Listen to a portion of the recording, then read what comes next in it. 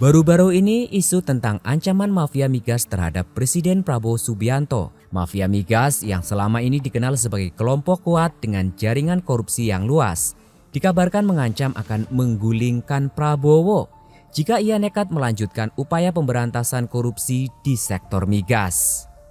Ancaman ini bukanlah hal sepele, mengingat kekuatan finansial dan politik yang dimiliki oleh mafia migas. Namun Prabowo tampaknya tidak gentar.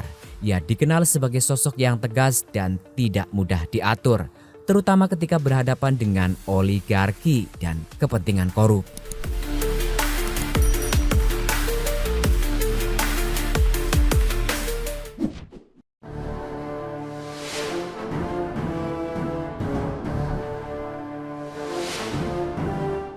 Mafia migas bukanlah kelompok biasa.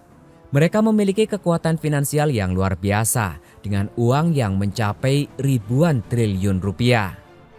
Kekuatan ini memungkinkan mereka untuk membeli pengaruh, mengendalikan kebijakan, dan bahkan mengguncang stabilitas negara jika merasa terancam. Mereka punya uang ribuan triliun, mereka bisa membeli jet pribadi, pulau, bahkan kekuasaan. Demikian dijelaskan dalam analisis terkait ancaman ini. Mafia migas merasa terancam karena Prabowo bukanlah tipe pemimpin yang bisa diatur.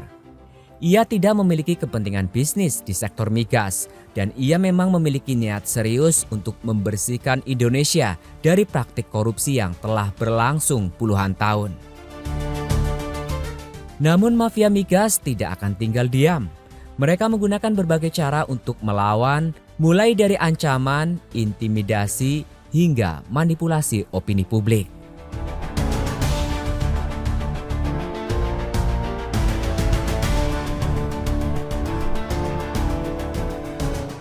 Mafia migas tidak akan melawan Prabowo secara terang-terangan.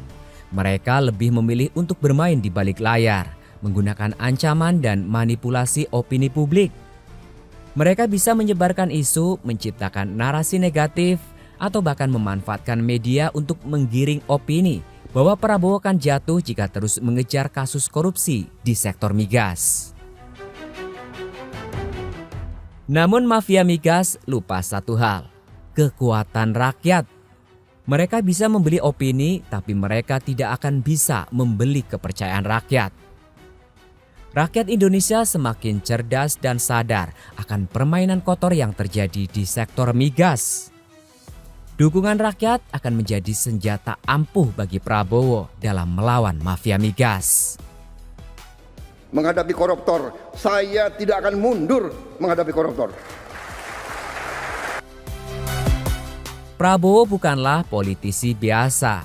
Ia dikenal sebagai sosok yang tegas dan berani melawan oligarki. Dalam pidato-pidatonya, Prabowo sering menegaskan komitmennya untuk memberantas korupsi dan membawa Indonesia menuju kemakmuran. Saya tidak akan mundur menghadapi koruptor. Saya siap mati untuk bangsa dan rakyat ini, ujarnya dengan tegas. Prabowo juga menyadari bahwa melawan mafia migas bukanlah hal mudah. Ia harus menggunakan strategi yang cerdas dan sistematis. Salah satu langkah yang bisa diambil adalah dengan membongkar korupsi-korupsi kecil terlebih dahulu, menangkap para pelaku di lingkar bawah, dan secara bertahap naik ke level atas. Dengan cara ini mafia migas akan semakin terpojok dan kehilangan kekuatannya.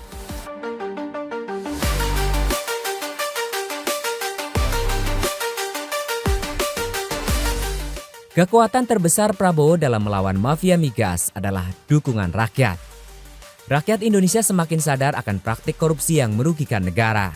Mereka tahu bahwa uang triliunan rupiah yang dikorupsi oleh mafia migas seharusnya bisa digunakan untuk membangun sekolah, rumah sakit, dan infrastruktur yang lebih baik. Kalau rakyat sudah tahu betapa gilanya uang yang dikorupsi di sektor migas, dukungan akan datang secara masif. Demikian jelasnya. Rakyat tidak akan diam jika tahu Prabowo sedang melawan mafia migas. Mereka akan berdiri di belakang Prabowo dan mendukung setiap langkah yang diambil untuk membersihkan sektor migas dari korupsi.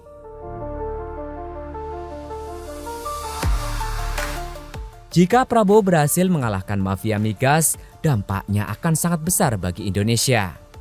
Harga BBM bisa lebih stabil, APBN akan lebih kuat, dan uang triliunan rupiah yang selama ini dikorupsi bisa digunakan untuk membangun negara. Bayangkan kalau uang yang triliunan yang selama ini dikorupsi bisa kembali ke negara. Kita bisa bangun lebih banyak sekolah, rumah sakit, dan infrastruktur. Namun jika mafia migas menang dan berhasil menekan Prabowo, Indonesia akan tetap menjadi sapi perah bagi kartel migas global.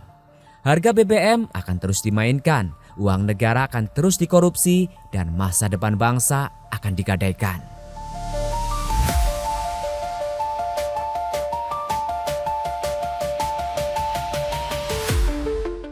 Untuk memenangkan pertarungan ini, Prabowo harus mengambil langkah-langkah strategis. Pertama, ia harus memastikan bahwa Indonesia memiliki cadangan energi strategis dan mengembangkan energi alternatif seperti biofuel dan listrik nuklir. Kedua, Prabowo harus membersihkan birokrasi dari orang-orang yang terlibat dalam permainan mafia migas.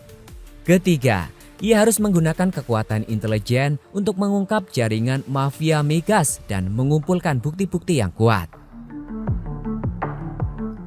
Selain itu, Prabowo harus memanfaatkan media untuk melawan propaganda mafia migas. Ia perlu menjelaskan kepada rakyat bahwa setiap kebijakan yang diambil adalah untuk kepentingan rakyat, bukan untuk kepentingan segelintir elit.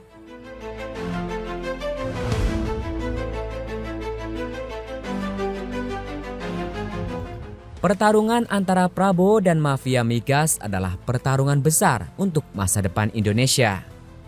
Ini bukan sekedar pertarungan politik, tetapi pertarungan untuk kedaulatan energi dan keadilan bagi rakyat. Prabowo tidak bisa sendirian dalam pertarungan ini. Ia membutuhkan dukungan rakyat untuk memastikan bahwa mafia migas tidak lagi mengendalikan Indonesia. Rakyat harus sadar bahwa ini adalah pertarungan kita semua.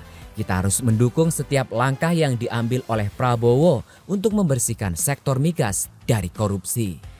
Ini bukan hanya perang Prabowo, tapi perang kita semua. Jika kita ingin melihat Indonesia yang lebih baik, kita harus berdiri bersama melawan mafia migas dan mendukung upaya Prabowo untuk menciptakan pemerintahan yang bersih dan efisien.